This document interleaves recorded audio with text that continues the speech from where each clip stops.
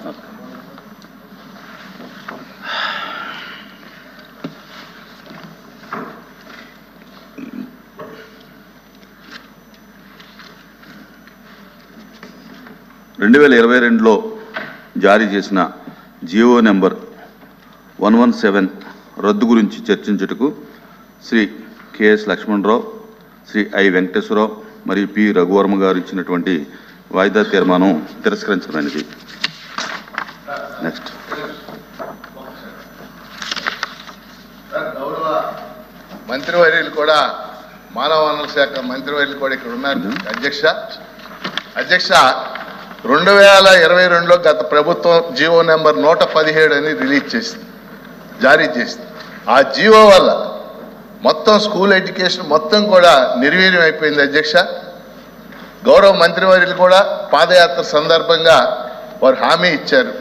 కానీ ఈ హౌస్లో దానికి సంబంధించి మంత్రి గారు కూడా ఉన్నారు కాబట్టి చర్చించడానికి అవకాశం కల్పించడానికి కోరుతున్నాను. Question number 13432 minister for finance. అధ్యక్ష, సభ్యులు అడిగినటువంటి ప్రశ్న 2019 నాటికి ప్రభుత్వంలో ఉన్న ఖాళీ పోస్టుల సంఖ్య ఎంత అని. సుమారుగా 2,46,000 రెగ్యులర్ పోస్టులు ఖాళీగా ఉన్నాయి. ఈ ఖాళీ పోస్టులు కొన్నింటిలో కాంట్రాక్టు మరియు అవుట్సోర్సింగ్ వ్యక్తులు పనిచేస్తున్నారు. అధ్యక్ష, అట్లనే 2014-19 నుండి 24 కాలాని వరకు ప్రభుత్వం కల్పించినటువంటి ఉద్యోగాల సంఖ్య ఎంత, శాఖల వారీగా వాటి వివరాలు ఏమేమి అడిగారు. అధ్యక్ష, దానికి 2014 నుంచి 24 కాలానికి ప్రభుత్వం మొత్తం 181,208 ఉద్యోగాలను కల్పించింది. అధ్యక్ష, వివరాలని అనెక్షర్లో శాఖల వారీగా కూడా సభ ముందు పెట్టడం జరిగింది. అధ్యక్ష, గౌరవ మంత్రివర్యులు పోస్టులు ఖాళీ ఎన్నున్నాయి, గత దశాబ్ద కాలంగా భర్తీ చేసి చెప్పారు. మీ ద్వారా మంత్రి గారిని కోరేది అధ్యక్ష, 2,46,000 పోస్టులు ఖాళీ ఉంటే వాటిలో కొన్నిటిలో కాంట్రాక్ట్ అవుట్సోర్సింగ్ విధానంలో పనిచేస్తారు. అంటే ఇంకా చాలా ఖాళీగా ఉన్నాయి అధ్యక్ష. అందుకని మీ ద్వారా మంత్రి గారిని కోరేది, ఈ ప్రభుత్వం కొత్త ప్రభుత్వం, నిరుద్యోగులు అనేక ఆశలు పెట్టుకున్న ప్రభుత్వం, వీటిల్లో కొన్ని పోస్టులైనా ఆంధ్రప్రదేశ్ పబ్లిక్ సర్వీస్ కమిషన్ ద్వారా ముఖ్యంగా గ్రూప్ 2, గ్రూప్ 3 వీటికి సంబంధించి వేలాది పోస్టులు ఖాళీ ఉన్నాయి, భర్తీ చేయాలని మీ ద్వారా మంత్రి గారిని కోరుతున్నాను. మంత్రి గారు. రైతాంగం సంతోషంగా ఉందా? రైతు కూలీలు సంతోషంగా ఉన్నారా? భవన నిర్మాణ కార్మికులు ఉన్నారా? యువకులు ఉన్నారా? మహిళలు ఉన్నారా?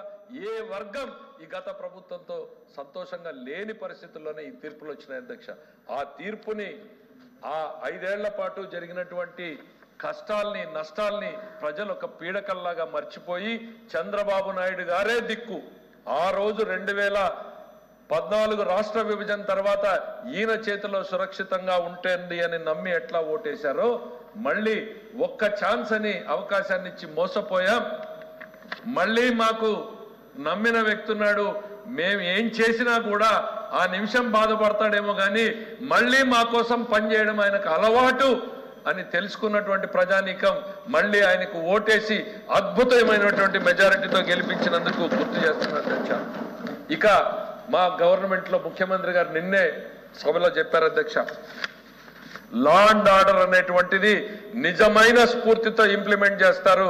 దానికి రాగద్వేషాలు, కుల మతాలు, పార్టీలు ఉండవు, ఉండబోవు. ఇది తన సహచర మంత్రివర్గానికి, శాసనసభ్యులకి, పార్టీకి, ప్రజలకి అందరికీ ఒకే చట్టం ఉంటుంది అనేటువంటిది శాసనసభ సాక్షిగా ఆయన నిన్న ప్రకటన చేశారు. అధ్యక్ష, మార్పు అనేటువంటిది కళ్ళ ముందు కనపడుతుంది. అధ్యక్ష, మేము కూడా పార్టీ కార్యకర్తలుగా పనిచేసిన వాళ్ళం, మాకు కూడా గతంలో అప్పుడప్పుడు ఎమోషనల్ ట్రామా ఉంటుంది, వాళ్ళు అట్లా చేశారు, మేము ఎందుకు చేయలేకపోతున్నాం అనేటువంటిది. కానీ ఈ రాష్ట్రం సుభిక్షతని, ఈ రాష్ట్ర భవిష్యత్తుని కోరేటువంటి నాయకుడు ఈ రాష్ట్రానికి ఏది మంచి అనేటువంటి దిశానిర్దేశనం చేస్తున్నారు. అధ్యక్ష, ఎందుకు చేయాల్సింది వచ్చింది అధ్యక్ష?